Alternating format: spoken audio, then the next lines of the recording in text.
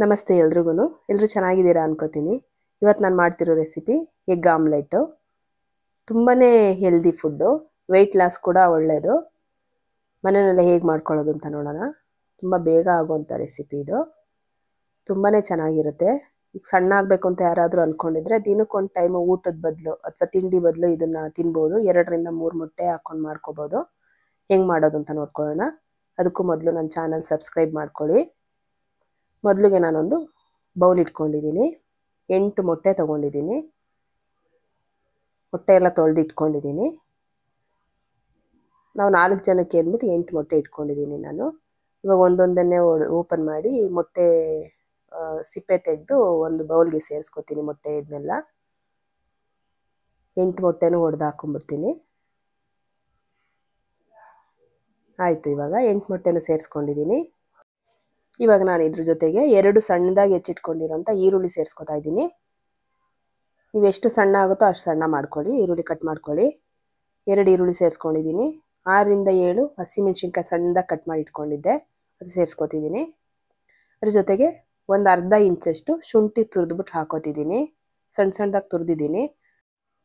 ಮತ್ತು ಇದ್ರ ಜೊತೆಗೆ ನಾನು ಸಬ್ಸಿಗೆ ಸೊಪ್ಪು ಒಂದು ಅರ್ಧ ಹಿಡಿಯಷ್ಟು ಸಬ್ಸಿಗೆ ಸೊಪ್ಪು ಸಣ್ಣದಾಗಿ ಹೆಚ್ಚಿಟ್ಕೊಂಡು ಅದು ಹಾಕೋತಿದ್ದೀನಿ. ಅದ್ರ ಜೊತೆಗೇ ಒಂದು 4 ಕಡ್ಡಿಯಷ್ಟು ಕೊತ್ತಂಬರಿ ಸೊಪ್ಪು ಹಾಕೋತಿದ್ದೀನಿ. ಹಾಕ್ಕೊಂಡು ಚೆನ್ನಾಗಿ ಮಿಕ್ಸ್ ಮಾಡ್ತೀನಿ. ಚೆನ್ನಾಗಿ ಮಿಕ್ಸ್ ಮಾಡಬೇಕು. ಸ್ಪೂನು ಅಥವಾ ಒಂದು ಬ್ಲೆಂಡರಿಂದ ಚೆನ್ನಾಗಿ ಮಿಕ್ಸ್ ಮಾಡ್ಕೋಬೇಕು. ಈ ಥರ ಮಿಕ್ಸ್ ಮಾಡ್ಕೊಂಡಿದ್ದೀನಿ ನಾನು. ಇವಾಗ ನಾನು ಇದಕ್ಕೆ ರುಚಿಗೆ ಎಷ್ಟು ಬೇಕೋ ಅಷ್ಟು ಉಪ್ಪು ಸೇರಿಸ್ಕೊತೀನಿ. ಚೆನ್ನಾಗಿ ಮಿಕ್ಸ್ ಮಾಡಿಬಿಡ್ತೀನಿ. ಉಪ್ಪು ಸೇರಿಸಿದ್ಮೇಲೆ ಚೆನ್ನಾಗಿ ಮಿಕ್ಸ್ ಮಾಡ್ಕೊಂಡಿದ್ದಾಯಿತು. ಚೆನ್ನಾಗಿ ಮಿಕ್ಸ್ ಆದಮೇಲೆ ನಾವೇನು ಸ್ವಲ್ಪ ಹೊತ್ತು ಎತ್ತಿಡೋದು ಅದೆಲ್ಲ ಏನು ಬೇಡ. ಇವಾಗ ಒಂದು ತವ ಬಿಸಿಗೆ ಇಟ್ಕೊಂಡ್ಬಿಡ್ತೀನಿ.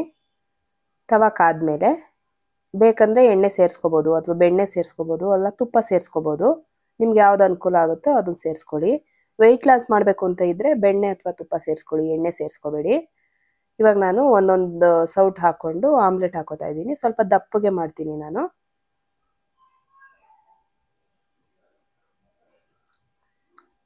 ಆಮ್ಲೆಟ್ ಹಾಕಿದ್ದಾಯಿತು. ತುಂಬಾ ರುಚಿಯಾಗಿರುತ್ತೆ. ನೀವು ಒಂದ್ಸಲ ಟ್ರೈ ಮಾಡಿ, ಆಮೇಲೆ ಅದೇ ಮಾಡ್ಕೋಬೇಕಾಗಿತ್ತು ನಾನು ಅಂತ ಅನ್ನಿಸ್ತಾ ಇರುತ್ತೆ. ಅಷ್ಟು ಚೆನ್ನಾಗಿರುತ್ತೆ ರುಚಿ ಮಾತ್ರ. ಒಂದು ತಿಂದರೆ ಹೊಟ್ಟೆ ತುಂಬೋಗ್ಬಿಡುತ್ತೆ, ಅಷ್ಟು ಚೆನ್ನಾಗಿರುತ್ತೆ. 2 ಸೈಡು ಚೆನ್ನಾಗಿ ಬೇಯಿಸ್ಕೊಂಡ್ಬಿಡ್ತೀನಿ. ಬೇಗ ಕೂಡ ಬೆಂದ್ಬಿಡುತ್ತೆ ಇದು. ತುಂಬ ಟೈಮೆಲ್ಲ ಏನು ತೊಗೊಳ್ಳಲ್ಲ. ಆರೋಗ್ಯಕ್ಕೆ ತುಂಬ ಒಳ್ಳೆಯದು ಮೊಟ್ಟೆ.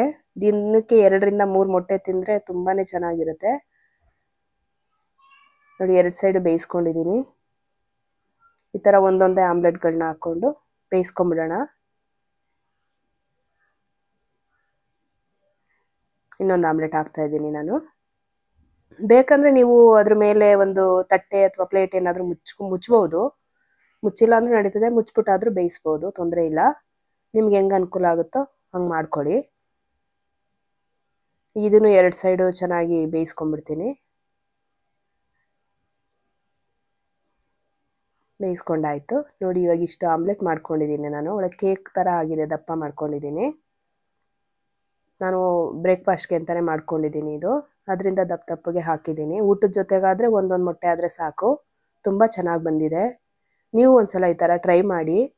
ನಿಮ್ಗೆ ಹೆಂಗೆ ಬಂದಿತ್ತು ಅಂತ ನೋಡಿ. ಒಂದು ಸಲ ಮಾಡ್ಕೊಂಡ್ರೆ ಪದೇ ಪದೇ ಮಾಡ್ಕೋಬೇಕು ಅನಿಸ್ತಾ ಇರುತ್ತೆ. ಈಗ ಮೊಟ್ಟೆ ಬೇಯಿಸ್ಕೊಂಡು ತಿನ್ನೋಕ್ಕಾಗಲ್ಲ ಅಂಥವ್ರಿಗೆಲ್ಲ ನೋಡಿ ಈ ಥರ ಬೆಂದಿದೆ. ಮೊಟ್ಟೆ ಎಲ್ಲ ಬೇಯಿಸ್ಕೊಂಡು ತಿನ್ನೋಕ್ಕಾಗಲ್ಲ ಅಂದರೆ ಈ ಥರ ಮಾಡ್ಕೋಬೋದು. ಒಂದ್ಸಲ ಟ್ರೈ ಮಾಡಿ. ವಿಡಿಯೋ ಇಷ್ಟ ಆಯಿತು ಅನ್ಕೋತೀನಿ. ವಿಡಿಯೋ ಇಷ್ಟ ಆದರೆ ನನ್ನ ಚಾನಲ್ ಸಬ್ಸ್ಕ್ರೈಬ್ ಮಾಡ್ಕೊಳ್ಳಿ, ಲೈಕ್ ಮಾಡಿ, ಶೇರ್ ಮಾಡಿ, ಕಮೆಂಟ್ ಮಾಡಿ. Thank you.